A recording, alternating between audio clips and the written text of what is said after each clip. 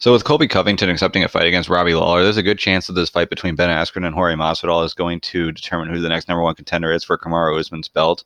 And a big reason why I say that is because I think that matchup between Colby and Robbie Lawler, at best for Colby, it's going to be a tough fight where he's probably not going to be able to return on a quick turnaround. But at worst, it's a really bad matchup for him where he could potentially lose, at which point you would have Robbie Lawler coming out the winner after having a couple losses and Ben Askren being one of the guys he had lost to. So if he had a recent loss to Ben Askren and Ben Askren wins this fight, Ben Askren would get the title shot over him. If he had that recent loss to Ben Askren and Jorge Masvidal wins this fight, well, Masvidal just beat the guy who beat Robbie Lawler, so Masvidal would then have a case over Robbie Lawler. So really, the only way that Colby keeps his title shot is if he manages to get a win over Robbie Lawler, where he's still healthy and in time for a return, and if he somehow does it in a manner which is more impressive than the winner of this fight. And I don't know that I see that happening. It's a really tough matchup for Colby. From what I've heard, again, people aren't super specific about what's happened in the gym, but they were saying that Colby Covington had been a training partner for Robbie Lawler prior to the Johnny Hendricks fights, and that Robbie Lawler had done fairly well in the gym in those sparring sessions. Now, granted, if you're Colby Covington and you're trying to help out Robbie Lawler, I don't know that your job is to beat the shit out of him. So maybe he was holding something back. But from a matchup standpoint, the wrestlers like Colby Covington, like a Ben Askren, like a Johnny Hendricks, they have a lot of trouble with Robbie Lawler. He's a tough guy to hold down. He's a tough guy to get down. And he's got a lot of power on the feet in the meantime. So I would imagine that that's going to be a tough fight for Colby. So even if he wins, he's going to take a lot of damage. And if he doesn't win, which would surprise me, then obviously he's out of the title picture. So as far as these two go, one of the things that interests me a lot about Ben Askren is that he's sort of like one of these new generations of dominant fighters, kind of along the lines of a Khabib or a Gregor Gillespie, where they're not just dominant at one aspect, but they're dominant at two. So Khabib has fantastic wrestling, but he's also got really good, what I would call grappling. It's not necessarily Brazilian Jiu-Jitsu, but there's a lot of Brazilian Jiu-Jitsu overlapped into his game. Very good at passing guard, very good at controlling, but also good at using guard passing and a lot of ground control to set up strikes on the ground. Uh, as far as Gregor Gillespie, he uses a little bit of a mix of like folk style and Brazilian Jiu-Jitsu when he gets a guy down. So he can also pass guard. He can also use submissions. He can also do a good job of controlling and keeping guys down. And Ben Askren tends to be a little bit more folk style based in that he likes to use a lot of wrist fries and wrist control. So once he gets you down, he's really good at keeping you down and throwing a lot of punches and staying active once you're already on the mat. So he's good at two aspects of the game, but Ben Askren, I think, between Askren, Khabib, and Gillespie, Askren seems to overlook striking way more than the rest of them. And so far, that really hasn't cost him. He had a tough fight with Jay Haram, but for the most part, he's able to get most of his guys down and able to win the fight on the ground. And you'd figure eventually he's going to fight a guy who's got good enough wrestling to at least keep him off of him long enough where Askren's forced to stand and you really see what happens there. Or he fights a guy who's an elite jiu-jitsu guy who he doesn't want to take down. Now, to be fair to Askren, he does have very good jiu-jitsu. I'd say from a competitive standpoint, he's definitely at a black belt level. He can definitely compete with black belts. The highest of the high-level black belts are going to give him problems. Obviously, people remember the Marcelo Garcia training tape, but he's fought a lot of other really good Brazilian jiu-jitsu guys and either neutralized them or even beaten some. So he can play that game, but if he gets a matchup like a Damian Maia or a Sergio Moraes, it'd be interesting to see if he wants to take those guys down or if it just becomes a really ugly striking match. But outside of that, that's one interesting style matchup for him. But the other interesting style matchup would be a guy who he just has trouble taking down and is forced to strike with. Is Masvidal going to be that guy? That's a decent question to ask. I don't know that Masvidal's wrestling is quite at that level. He's one of those guys who's very good at a lot of things, but he's not great at anything.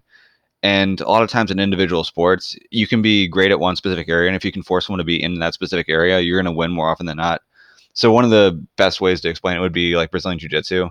If you look at like the blue belt divisions of Brazilian Jiu-Jitsu, it's not that these guys are like blue belts in every position, but the guys who do really well in the blue belt tournaments are guys who are like a brown belt at a specific position. So I've got a guy who I train with, for example, who's won right now. He's looking to win the worlds and complete the Grand Slam. So that would be Pans, Euros, Brazilians, and Worlds.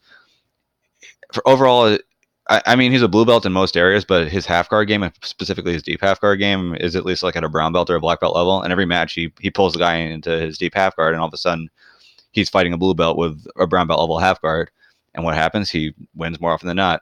So in individual sports, a lot of times, if you can be very good at one specific area and force the fight in that specific area, even if you aren't as good all around in other positions, as long as you're in positions that you're good at, you're going to find a way to win. And that's what Ben Askren has been able to do a lot so far. So if you go to his record, just a win. Outside of that no contest with Luis Santos, he had that scare against Robbie Lawler where he almost got finished. got taken down, tossed onto his head, and punched. Herb Dean did a good job of not stopping it because he was obviously still in it, but pretty close there.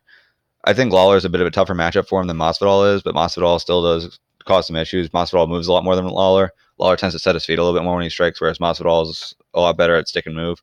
I think for the most part, you probably have to assume that Ben Askren's going to be able to get the win here. If you look at some of the matchups that have caused trouble for Masvidal, granted, a lot of these losses are split decisions. So we had that loss to Melendez and Strikeforce back in 2011. Lost to Rustam Habilov, who's a wrestler. That was a unanimous decision. Lost to Iaquinta by split decision. I don't know that I really agree with that decision. Obviously, that was the famous fight where the crowd was booing after Iaquinta got the decision, and Iaquinta was screaming at the crowd and telling them to stop booing him. Lost a split decision to Ben Henderson, who's I wouldn't necessarily say that he's that similar to Askren. I think in terms of what he wants to do, in terms of taking a guy down and controlling from top, there's some similarities there, but Askren's a much better wrestler and has a different style of control on top. Lost a split decision to Lorenz Larkin. I think a matchup that would be similar as far as a guy who really wants to take him down and then control him would be Demian Maia. That was a split decision. Maia is known to gas late in fights, and that's sort of what got this fight to be so close, is that Maia was really getting tired towards the end of the fight, and that's when Masvidal was putting it on him. I don't know that we would see the same with Ben Askren. It's hard to say. I guess if a guy really challenges Ben Askren, maybe, I mean, who knows? Maybe he does get tired, but for Maia to go for a bunch of takedowns, I think it's a little bit more tiring for a guy like him than it would be for a guy like Askren, who's been doing it his entire life. Whereas Maia's really added a lot of wrestling onto his game after he got in MMA rather than when he was still in Brazilian Jiu-Jitsu. And then Wonderboy was just able to outstrike him on the feet prior to the knockout against Darren Till. So as far as this matchup goes, I think there's a good chance that sometime soon, depending on the matchup, Ben Askren is going to be forced into a situation where he's going to have to rely on the striking that he's been overlooking for much of his career, and that's going to cost him. I just don't know that this matchup specifically is going to be the one to do it. So for Askren to be the minus 220 favorite, I understand that. I think he's probably going to get the win here over Jorge Masvidal. But I do think Askren is a bit of a ticking time bomb, and that eventually when he does find that right matchup, whether it's against a jiu-jitsu guy who he doesn't want to take down and has to strike with and maybe even gets outstruck, whether it's a guy like Moraes or I guess Moraes probably isn't ever going to be ranked high enough to get a fight with Askren. Damian Maia, you know, maybe that's a fight they make at some point. I would hope they make it just because it'd be a really interesting fight, and I think a lot of people who are technical purists would want to see it. Or if he gets a wrestler who's really good at keeping him off him and finding a way to outstrike him, that could also be an issue. Kamaru Usman could be that guy. We'll have to see if Askren gets the win here, and that's the next fight, if that's going to be the guy who exposes him or not. But there's a lot of interest in this fight, I would say. I think Ben Askren, we've had a lot of questions about him while he's been in ONE and while he's been in Bellator, and now he's finally in the UFC. He had that fight with Robbie Lawler, which, depending on what you're looking for and what you wanted to see, you could either say that Ben Askren never really was that good and he kind of got lucky, or you could say he was that good and he proved it. But this fight against Masvidal is going to give him a chance to prove himself even more, and there's more we're going to learn about Askren after this fight's over, and hopefully the fight after that is going to be one of those tough style matchups where he has a chance to prove to us that those matchups that we think he's going to lose, he can actually find a way to win, or maybe we just find out that he just hadn't faced the right style matchup before, and that's why he was able to get up to 19-0, maybe even 20-0.